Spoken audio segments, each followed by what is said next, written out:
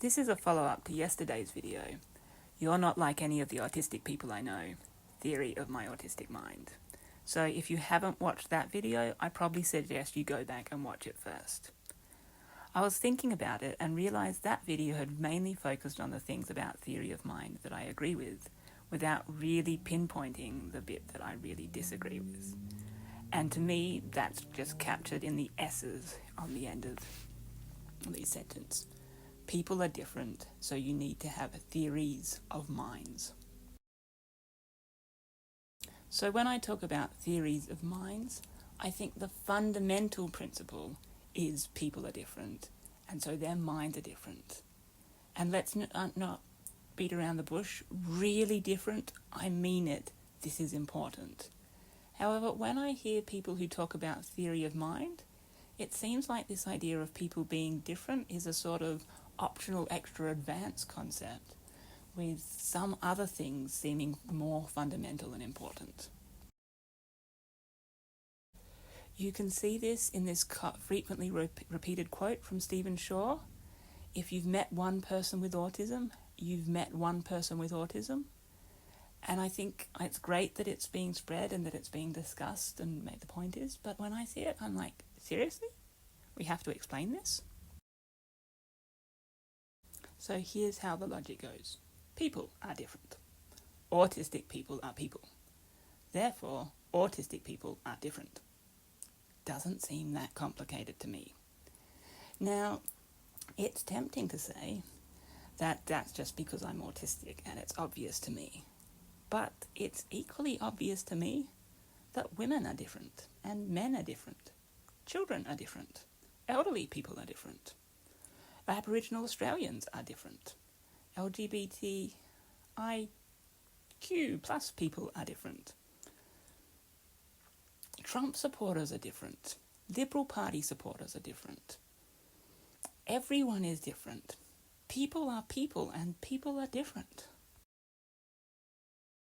Now, when I look at this really simple piece of logic and try and work out why so many people don't get to the conclusion that autistic people are different, I tend to think that it might have something to do with the second sentence. Maybe they haven't really realised that we're people.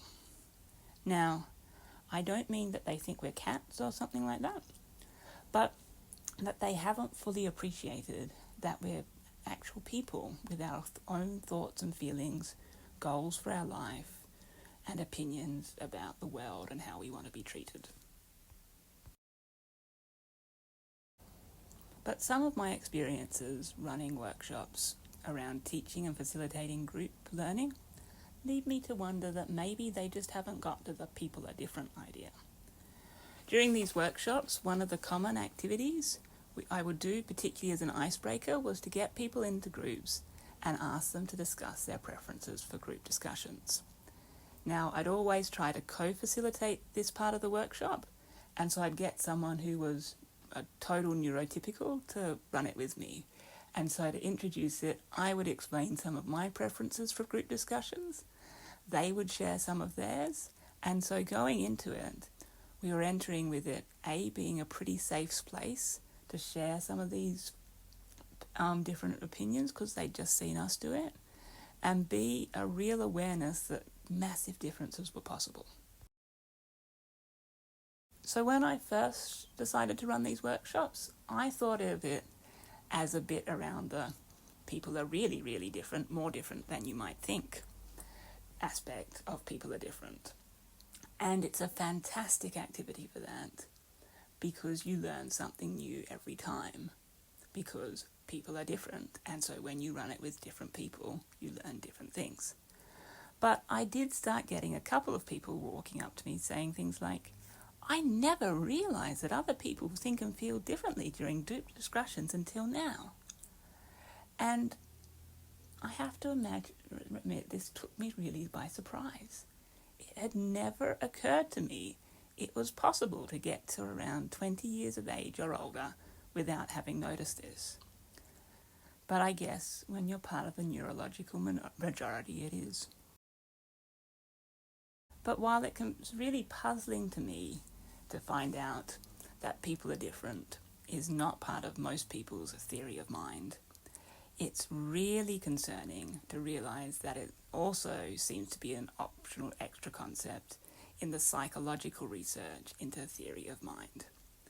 So this is going back to the paper I was reading from yesterday, and we've got a reference to the reading the mind in the eyes test is one of the most frequently used tests of advanced theory of mind in clinical settings with groups with autism, Asperger's, blah, blah, blah. The widespread use is not limited to populations with social deficits, etc., etc. And the question that I want to know with this is who decided that the inability to read the mind in the eyes is a clinical social deficit, but not the inability to listen? Who gets to decide what counts as an advanced theory of mind skill versus a remedial or basic one? So I went and looked up the paper cited to find out what this reading the mind in the eyes test was and why they thought it was a measure of advanced theory of mind. Now, one thing to note with this is that this article is not publicly available. You need to have a subscription or pay to read it. So I'm very lucky because I work at a university. My university has a description, and so I can look it up there.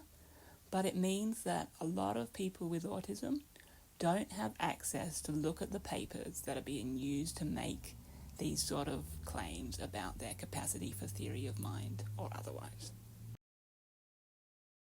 So here's what the reading the mind in the eyes test is about.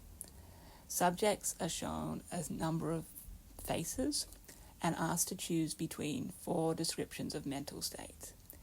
Is the first face serious, ashamed, alarmed, or bewildered? Is the second face reflective, aghast, irritated, or impatient? And here are the researchers' findings from administering this test. When they gave it to a group of 15 adults diagnosed with Asperger's syndrome or high-functioning autism, they got a mean of 21.9 out of 36 possible questions. This can be compared to a large group of people from the general population who got a mean of 26.2 and a group of students who got a mean of 28. Now there's a 4th group of IQ match controls, but they didn't actually give very much detail about how that matching was done, and I have issues with IQ measurements as they're applied to autism anyway, so I'm going to exclude that group and just focus on the other 2. But I think it's fair to say, and I don't have any problems with this, that the students and the general population controls got more questions right on this multiple choice than the autistic group. But my real interest in going back to the paper was to try and search for the origin of this claim that it was an advanced theory of mind test. And so here's what they've got here. This test was conceived of as a test of how well the participant can put themselves into the mind of the other person and tune in to their mental state. For this reason, we described it as an advanced theory of mind test. Theory of mind is shorthand for the ability to attribute mental states to oneself or another person, and this ability is the main way in which we make sense of or predict another person's behaviour. So that, to me, only looks like an argument that it is a theory of mind test, not an advanced one. I also had some questions about whose eyes we're looking at. I think it might make a difference if we're trying to read the mind of autistic people or neurotypicals. But in this regard, the paper is very brief. There are 25 photographs of the eye region of different actors or actresses. No specification of who they are, although it's a reasonable assumption to assume they're more likely to be neurotypicals than autistic. Another question I had is whose mental states are we looking at? Because for me, I think that autistic people have actually a different range of mental states compared to neurotypicals. I think there are some shared mental states, but I think there are also some that are probably uniquely autistic and perhaps some that are uniquely neurotypical. And so no discussion of that sort of idea. What we have is this idea that it included both basic and complex mental states. So maybe this was actually what they were getting at when they were saying it was an advanced theory of mind. So if we look at basic, they are recognised universally, and because they are recognised even by very young, normally developing children. So the basic ones are the ones that are easy for neurotypicals. In contrast, the complex mental states involve attribution of a belief or intention, i.e. a cognitive mental state, to the person. Now, this is significant because of what I also noticed in the results, so I'll get to that now. So in the paper, they actually listed the percentage of the test subjects that got each question right for each of the groups. And what I found really fascinating here is there seemed to be a huge variation between the questions. There were some, like the ones I've circled in blue here, in which the autistic group did far, far worse than the student group. But then there were also these ones that I've circled in green, where the autistic group was actually doing better. Not the same degree, but certainly very different from those other questions. And so this was really fascinating to me. It was seeming to suggest not that autistics were universally worse than neurotypicals at theory of mind, but that there were some areas where they were significantly worse and other aspects where they might actually be a little bit better. Now, I really wanted to try and understand this, and so wanted to know what these questions were, see the photos, break down which answers were incorrect. We didn't have the data to do that, but they did give a table showing the options for each of the questions, so I can tell you what they were choosing from in these questions. And what we see here is in the questions where the autistics were doing better, we were picking a cognitive state really that involved a lot of thinking, fantasizing, pensive, reflective, against a number of distractors that were almost all describing negative emotions: aghast, impatient, alarmed, irritated, excited is the exception, hostile, impatient, aghast, irritated. It seems that the neurotypicals were more likely to mistake a cognitive mental state for a negative emotional state compared to the autistics. And that's fascinating for me because all of the, not all, 80% or more of the theory of mind failures of other people trying to work out my mental state are mistaking a high cognitive processing state for a negative emotional state. Looking at this, I'm wondering, has anyone else noticed this? This seems fascinating and an area in need of more research. The paper is from 20 years ago, so maybe someone has noticed it. Something for me to look into another time. But for the moment, I can point out that the authors didn't notice it at all. So why didn't the authors notice? Well, that's not what they were setting out to do. To find out what the authors are trying to do, we want to look at the introduction, and in particular the opening and concluding paragraphs. And these are the ones I've got here. The very first sentence of the paper: a challenge for psychology is to develop tests that are sensitive to subtle cognitive dysfunction. Not cognitive strengths, cognitive dysfunction. There are few tests that can measure if an adult with normal intelligence may have a mild deficit in social understanding. That's true, but they don't mean neurotypical adults who might also commonly have mild deficits. They mean clinical groups, people with autism. And so looking at the final paragraph, we can see that they'd succeeded. This was in their previous version of the test, because they developed a test that was able to reveal subtle mind-reading difficulties in adults with high-functioning autism or Asperger's.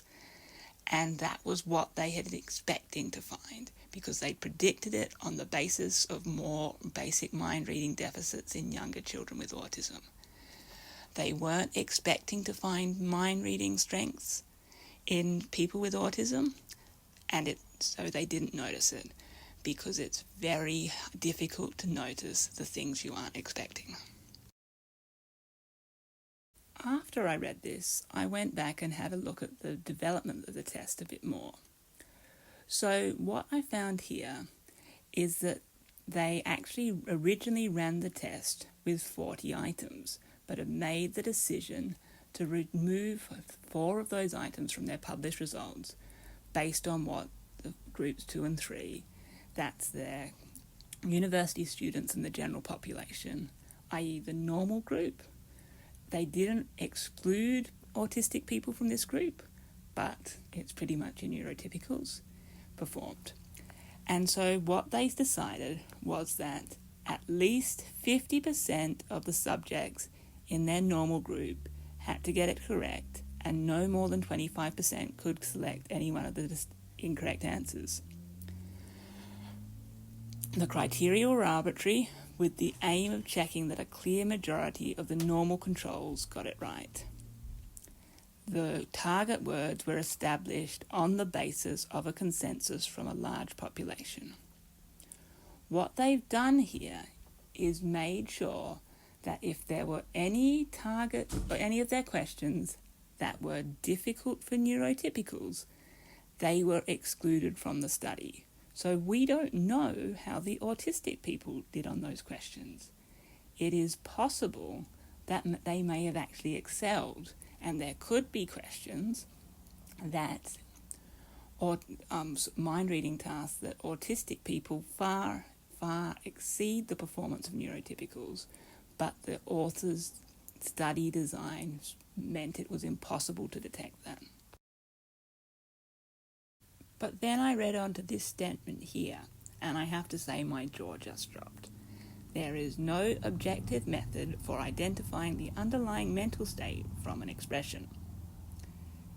And I was like, but couldn't you ask the person whose mental state it is? Now, I know that this isn't completely objective.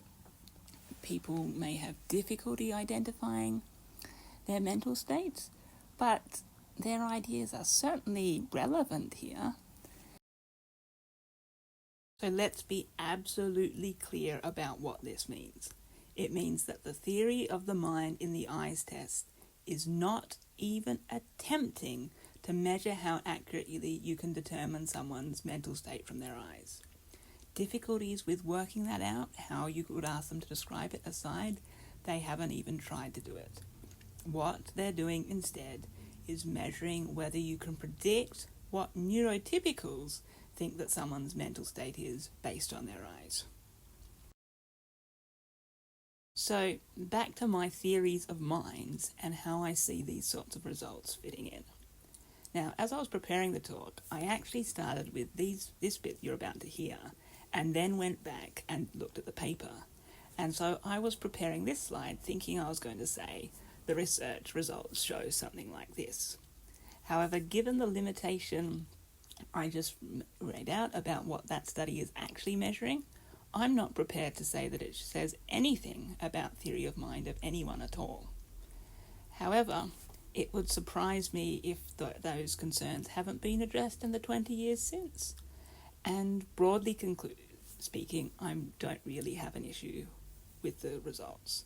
I'm perfectly happy saying that neurotypicals in general have very good automatic theory of neurotypical mind, and autistics have poor to less good automatic theory of neurotypical mind.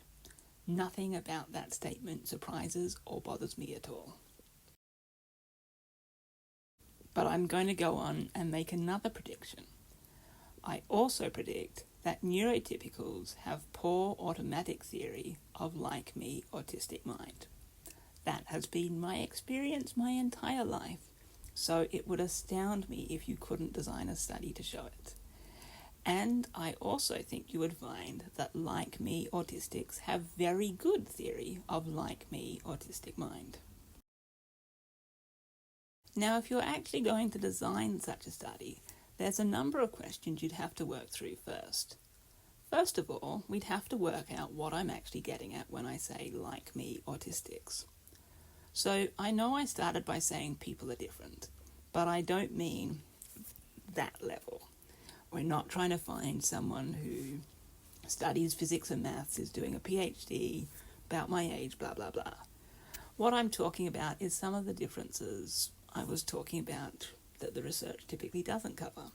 So, females not males, adults not children, autism manifested in the internal experience, not observable behaviours, working and being educated in the mainstream, not special programs. So, in my experience, those are the sort of people with whom I can experience automatic theory of mind. When we start moving to different areas of the spectrum, say one characteristic different, say male adults, I still more often than not have automatic theory of mind, but sometimes I have to revert to the deliberate theory of mind. When it gets further away, say boys, it's more often than not the deliberate theory of mind with a little bit of automatic theory of mind. The second issue I foresee is that any such test has to involve describing the emotion in words. And when I try and describe my emotions, I often run into difficulties. So what we have here is an autistic person having difficulty expressing autistic thoughts and feelings in words. Now, when this happens, it seems that the default explanation is that the autistic person has language problems. Now, I'm not denying that this is true in some cases, but I can say that in my case, I don't think it's true. I've done neuropsychological testing, and my language ability is well above average.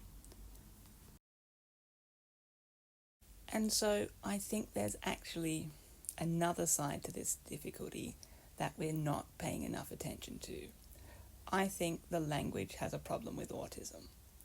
By this, I mean that the words we used were designed by neurotypicals to describe neurotypical thoughts, feelings, experiences, ways of seeing the world.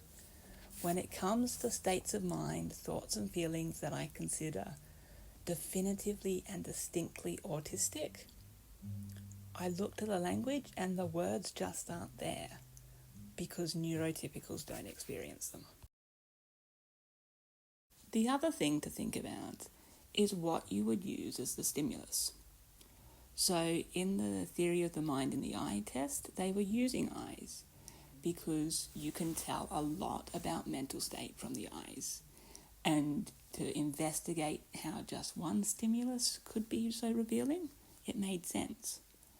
But when I think about what I'm looking at when I'm doing automatic theory of mind for like me autistics, I'm not using the eyes at all. And I don't think this is just because I personally don't really like eye contact. I think it's because other aspects of the body are actually far more revealing. I might prefer to look at posture, how they're moving. I was going to say tone of voice, maybe, actually more pace of voice, pauses in the sentence, what they can talk about easily versus what they struggle to articulate. All of these things, you'd need to find a way to work out what you would use as the stimulus. But beyond that, the thing I really disagree with most strongly is the idea that automatic theory of neurotypical mind is the most important and advanced theory of mind. No, no, no, no, no.